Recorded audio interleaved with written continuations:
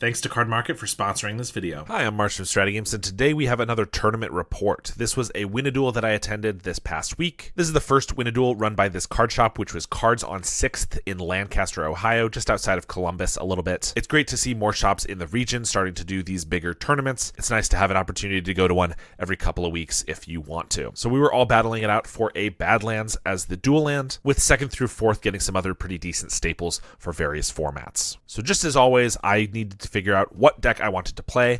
I heavily considered just running it back with Dimir Fairies, which I took to Pauper Genesis just a few weeks ago and did very well with. But in all honesty, I was pretty positive what I knew I wanted to play going in. It wasn't necessarily the deck that I thought had the best chance of winning, but it was a deck that I had just brewed and I'd taken to some local events and gone 4-0 at both of them. So I knew I needed to try it at a bit of a more competitive environment, and that was Mono Black Sacrifice with a Rainbow Sideboard, or Rainbow Black Sack as I'm kind of calling it. This is the deck list right here. The main idea of the deck is we're running the full 4 Shambling Ghasts and also 4 Greedy Freebooters, which usually it doesn't see play in Black Sack, in order to be able to splash much better answers in the sideboard for the decks that really threaten us, being Grixis Affinity, Jund Wildfire, and White Weenie as the main ones. So we get Blue Elemental Blast, Dispel, Mask of Law and Grace, a Flaring Pain, and then Fling and Temur Battle Rage, and I even have another Fling and Temur Battle Rage in the main deck, just to surprise our opponent there. I will say this video is going to be about the tournament. If you want to know how I brewed this version of the deck and why I landed on certain card choices, on Friday, the Familiar podcast episode is going to be all about brewing this deck, so stay tuned in just a couple of days for that. But yeah, I will say other than those changes, this is mostly our stock list. I do have 2 Accursed Marauders in the main deck, which I mostly moved to the side, but I needed to put them somewhere because I didn't want to have no game against Bogles or Mono White Heroic. And also we have a playset of Snuffouts in the sideboard because I removed all of the main removal from the main deck to fit the Freebooters and other cards, but I really wanted to have them in case we still went up against Elves or Spy or anything like that. I did end up cutting Infestation Sage down to just a single copy. That's one of our main trade-offs, is that we're getting more treasures and a little bit of scry, but we're losing some double body creatures. So we ended up with 24 players at the event, which is not bad. We only needed 16 to make the prizing that they showed. And we had a really good spread. Mono Red Madness had 4 players and Elves had 3, but otherwise every single deck was only being played by a single person. There were a couple of similar lists, like Is It Delver and Is It Skred. We also had a Pinger Burn and a Pingertron, but a pretty wide field except for a couple favorites here. It was pretty sweet. I will also say that we did something totally different here. Me and my buddy Peter, who does the podcast with me, decided to take a bunch of recording equipment. We made sure it was cool with the tournament organizer and actually recorded all of my matches for the event. We're now in the process of commentating on those, and those are also going to be released on the channel probably next week, because it's taking us a little bit of time to get to them. We have over 4 hours of content, but you can look forward to some paper gameplay on the channel soon and showing the intricacies of the deck as we played throughout. And I will also say, because I have those exact videos, I'm going to be a little less specific with some of the matches as I go through them. I already am a little vague with some of the things, but I'm going to gloss over a lot of the specifics of the matches to make it a little more interesting to watch those matches next week, but you'll still be getting the general idea of what happened here. So round 1, I went up against Slivers. Slivers is a deck I'm a big fan of,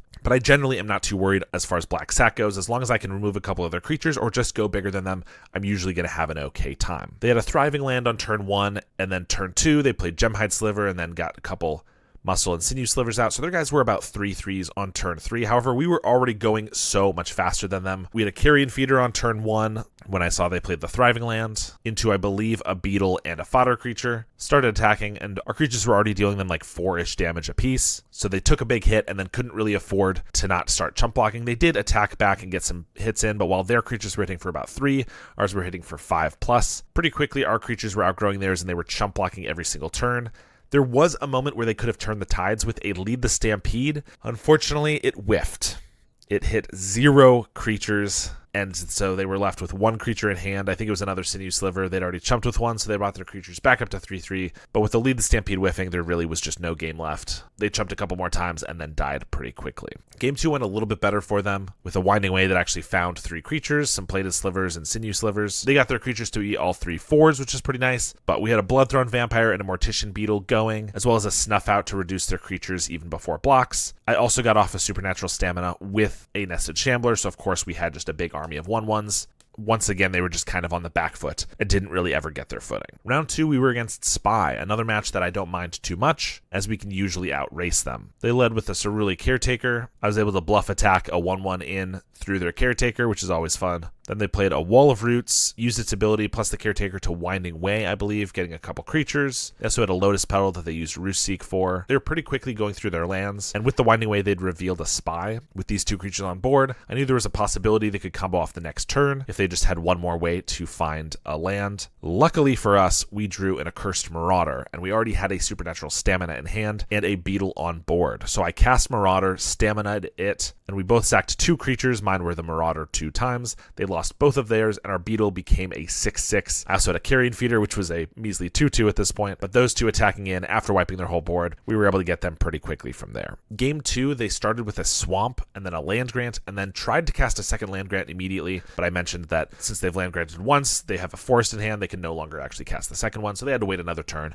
Not a big deal. They did get another Caretaker down, and I will say with the Land Grant, they revealed a Fairy Macabre, which was something to keep in mind, that I couldn't really use my stamina for any good value except for the +2/+0 because they'd just be macabbing it away. Luckily for us, we just had a couple of Beetles and a Link Breaker going. I cast a Accursed Marauder, and at this point they also had an Elves of Deep Shadow as well as their Caretaker out. I had a stamina to go on the Marauder, but of course they had that Fairy Macabre which would intercept it, so I just let them sack one of their creatures, which was the Elves of Deep Shadow. I grew both of my Beetles to be 3/3s, and I attacked with the 2 Beetles and the Link Breaker. They block the Link Breaker with the Caretaker, and since Stamina's not doing much else for us, I use it just as a +2/+0 trick on the Link Breaker to kill their Caretaker. They go down to like sub 10 life. The fact that I just wiped their whole board yet again means they're not going to have enough creatures to spy anytime soon, and we pretty quickly take down that match as well. So 2-0 going into the next round, which is Ruby Storm, and I get a 1-lander, but other than it being 1 land, a really solid hand. Carrion Feeder, Beetle, we have Shambling Ghast, Unearth, Stamina. Maybe we could use a better fodder creature because the Unearth and the Stamina don't allow us to get our creatures to be absolutely enormous here, but Shambling Ghast can also potentially give us the red for the Temur Battle Rage. I think this is a pretty good, easy keep, but there is a little bit of concern. I don't always love keeping a 1-lander that doesn't have a Village Rites, but I've found that the treasures help, bridge the gap a little bit, and it's just hard to turn down Carrion Feeder Beetle combo. That said, I kept this hand. We proceeded to never draw another land. We did get a Nested Shambler, which I was able to stamina, but that was over the course of 2 turns because I only had 1 land. I got them down to like 9 life before they just comboed off. Did not whiff. They ended up getting me there. If I'd drawn just a second land, even a turn late, I think I could have gotten there because I could have either used the Shambling Ghast plus Unearth or Stamina to kill their Archaeomancer. They were only operating off of 1 cost reducer for the majority of the time. Or I could probably just make enough creatures and make my Carrion Feeder big enough that a Temur Battle Rage would kill them if I had just gotten to that point. So, game 2, I mulliganed a really bad 7, and then I kept a pretty bad 6, I will admit. I really didn't want to go down to 5, and even a deck that I've played over 500 times that I'm very disciplined with, sometimes you just get in your head and you think, I can't possibly go down to 5 cards, but this is not a keepable hand. This was like probably my most egregious sin of the day. Fling is not a card here, so I'm basically already on 5. Now theoretically, if I draw Carrion Feeder or a Vampire, I already have the Freebooter, so Fling becomes a card at that point, and that was my goal. To be honest, I was able to play some 1/1s and attack in, get him down to like 15. If I had top decked a Vampire, I could play that and immediately sacrifice everything and fling it. But this was not a very good hand. I should not have kept it. Though I guess in my defense, they went off on turn 3 pretty riskily, I would say, and ended up getting there. So I'm not sure that I would have had a fast enough start no matter what, unless I had drawn one of my blue elemental blasts, which I did sideboard in, of course, and had like countered the Archaeomancer that they got down. Not Archaeomancer, an Archaeomancer. I know what it's called. Anyway, this is not a terrible matchup for us, I don't think, but it's certainly a terrible matchup for us to get stuck on 1 land or keep a bad hand like this. Round 4, we were against Elves, and we had an okay start of like Nezumi Linkbreaker into a Bloodthrone Vampire, but we had no removal for the first couple of turns, and so they started with like a Mystic into a Llanowar Elves and a Priest of Titania, and then their third turn they played Elves off of an Elves, Elves off of an Elves, so they have all of these. And then they have Priest tapping for 5. It would have been a lot scarier if they went for like a Hydra or a Generosent here, but they chose to cast a Lead the Stampede, which did find like a Sagu Wildling, a Generosent, and Timberwatch Elf maybe, but it only left them with a couple of mana, so they ended up using the Roost Seek of the Sagu Wildling to be able to find a land. And so despite all of this mana, their board was still just these 5 creatures, which was not as scary as it could have been, because then I was able to get a Shambling Ghast down to pick off the Priest of Titania, and I immediately unearthed the Shambling Ghast just to have it up to pick off another random creature. So they still had 4 tappable elves plus 2 or 3 lands on board, and they cast a Generous Ent, which is going to be a big blocker a little bit of a pain. There's that lead the Stampede they cast. But I was able to use a Cursed Marauder with a stamina on it to make them sacrifice 2 of their creatures, which of course were just 2 of the random elf dorks. And the second time for the Marauder, I sacrificed my Shambling Gas to pick off a 3rd one of their elves. So suddenly they went from 4 mana dork elves down to 1 and a Generous Ent, so they only had like 4 mana on board, which while I was thinking that I didn't really like the Marauder in this situation because it was pretty inefficient, making it so they only had 4 mana instead of 7 was really beneficial when I found out they had a Nyxborn Hydra in hand and now couldn't really cast it for very much value. I will say I think this game could have gone on a little longer and they could have stabilized a little bit, but they actually started attacking with their Generous Ent, which made me have free reign to just attack them back with their Bloodthorn Vampire. They hadn't played against Black Sack before, or at least not very much, I don't think, because they ended up not blocking the Vampire. They were at 13 life, and I had exactly 6 other creatures to sacrifice, so I did steal that game based on them not blocking properly. The next game got off to a bit of a rocky start for me. I played a Greedy Freebooter into a Village Rites that lets us scry and draw 2. We'd kept a 1-lander, and even through all of this, we did not find a second land, so I had a pretty slow start. I will say that through this event, I kept more 1-landers than I probably have in any other event. I think it was once every single match, if not 2 games in a row. So many 1-landers. It was maybe in part due to the fact that we had more treasure tokens, but it was also just not wanting to mulligan and having relatively decent keepable 1-landers anyway. So we did end up getting a Shambling Gas down the following turn, and then eventually we found our swamp so we could play some 2-drops. They did start applying some real pressure with a Spinewoods Paladin, a Nyxborn Hydra on a Quarian Ranger or something for like 3 or 4 counters, and we got a little lucky and just drew 3 of our 4 Snuff Outs, so I didn't really have to worry too much about their creatures, and this really helped bridge the gap. This is why Snuff Out's so important in this deck. I know sometimes I switch between liking Snuff Out or Tragic Slip, depending on the meta, but sometimes Snuff Out's so important because we were on 1 land, and we were able to survive 2 turns at least with 1 land because I had Snuff Outs as free spells so that I could still double spell with only 1 mana available. Super, super key in holding off their aggression, getting to the point where I had another Vampire or a Carrion Feeder and a Beetle, something like that. We turned the tide, and we ended up getting them in the end because we removed all their relevant creatures. So I'm now 3-1 going into the last round of Swiss, which ends up being, of course, my worst matchup, Grixis Affinity. Not only do they win the die roll, so they go first, on turn 2 they play a Refurbished Familiar, and on turn 3 they play another Refurb and an Utrom Monitor. I already mentioned that I took out most of the Infestation Sages from my list, so my flying blockers are almost non-existent. This was hardly a game because they just attacked me for 7 in the air like twice, and then I was so low that I was basically dead on board, and I didn't have any recourse. They also played a Mirror Enforcer on turn 4, I think. Didn't really end up mattering because I couldn't really do much anyway.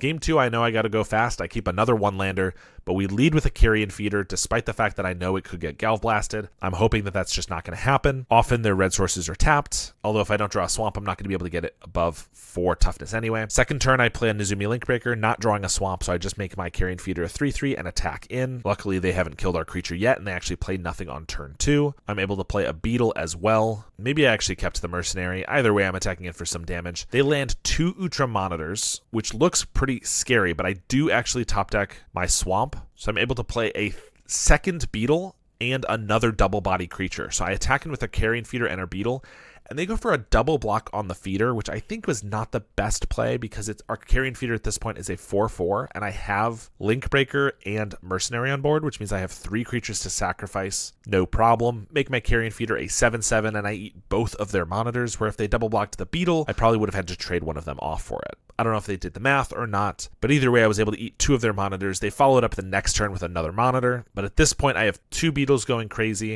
and a Carrion Feeder pretty large. I think they even extract a Confession to make me sack the Carrion Feeder, but that just grows the Beetles even more.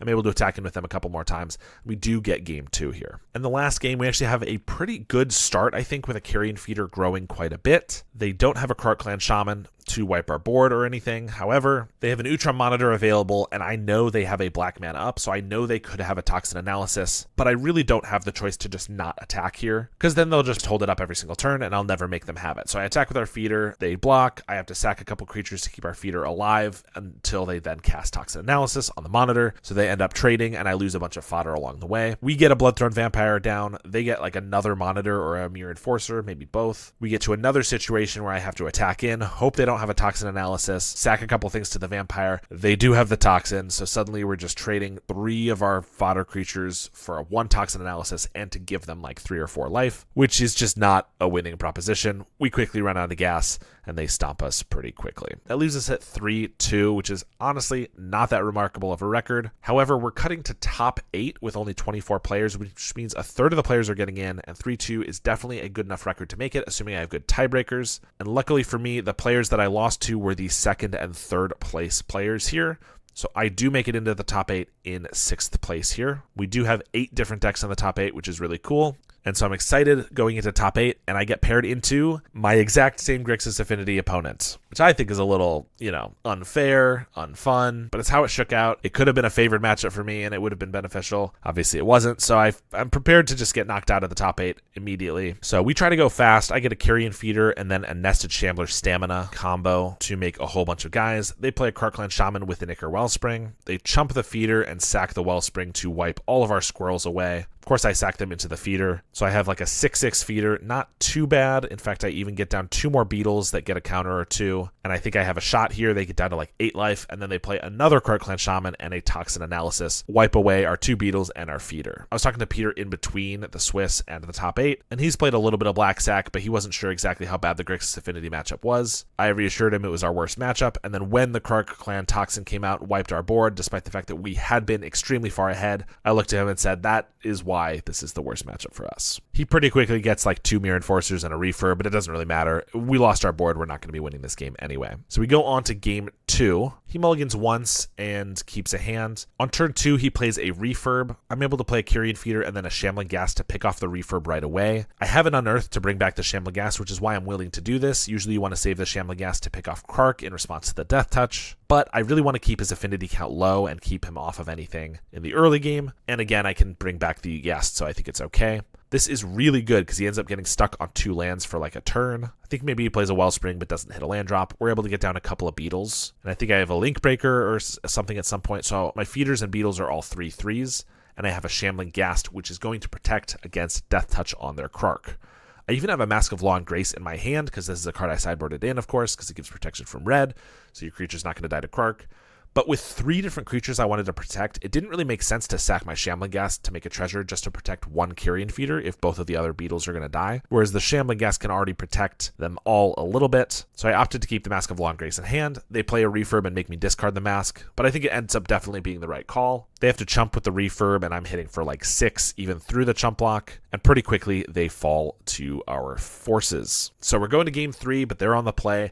It's going to be a really tough one to win. Unfortunately for them, and fortunately for us, I guess a miracle occurs because they have to mulligan down to 4 cards. They just have 3 unkeepable hands, and so they keep 2 lands, a Kark, and something else I'm not exactly sure. I know, in general, we need to go very, very fast, but especially with them missing so many cards, we need to take advantage of that. I start with a feeder and I play a Nested Shambler. I attack. They already have a Karkland Shaman on board, but all they have is 2 artifact lands. So I make a play that looks a little weird, which is I go for a stamina on my Shambler, sack the Shambler to the feeder, make a bunch of squirrels, even though they have a Kark directly on board. But I think I need to get this pressure going. Worst case scenario, I sacrifice everything to the feeder to grow it quite a bit. And if they don't have a kill spell for it, it can still keep dealing damage. But they keep missing on their draws. I think they said at the end that they had like an Ultra Monitor and a Mirror Enforcer, some really expensive affinity cards in hand. We do even Blue Elemental Blast the Karkland Shaman that's already on the field, and they are not willing to sacrifice a land to it. But we find out that's because they have a second Kark in hand, so they play that right away. We've gotten them down to 7 life, and with a Carrion Feeder on 3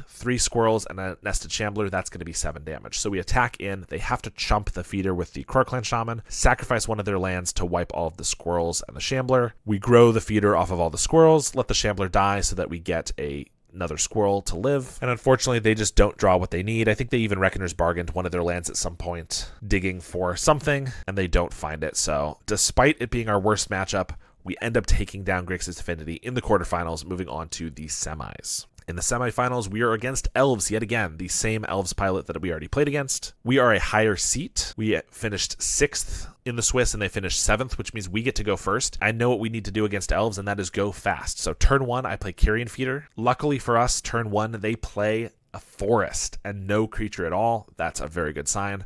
Turn 2, I play 2 Link Breakers, and I sacrifice both of them and their mercenaries right away go into a 5/5 carrion feeder, and I'm just attacking. So I hit for 5 on turn 2. Obviously very strong, but of course if you put 3 cards into this, if it dies pretty quickly, it's pretty bad. Only way that really happens here is if they have a monstrous emergence with like a generous end in hand, and this is game 1, so the chances of them having that main deck are low. Honestly, the game kind of falls apart from there. On turn 2, they go for a winding way because they just don't have anything else in hand, apparently. It finds something. We hit for like 7 more damage, get a beetle down. They play a Timberwatch Elf, but it just doesn't really matter at this point. They said after that game they knew they should have kept a faster hand because we'd already played. They knew my deck was aggressive and just kind of slipped their mind. And look, that happens to the best of us. Game 2, I tried the same kind of thing. We are on 1 land, but I start with a carrion feeder. Unfortunately, they're on the play this time. They've already played a Llanowar Elves on turn 1, and then they go for a monstrous emergence to kill our carrion feeder, which, seeing as we only have 1 land, sets us back an entire turn. They were able to get out a Priest of Titania and a Timberwatch Elf, and we don't have any Snuff Outs or Shambling Guests to pick off the Priest. We're pretty slowly growing our board, but their board is getting out of control much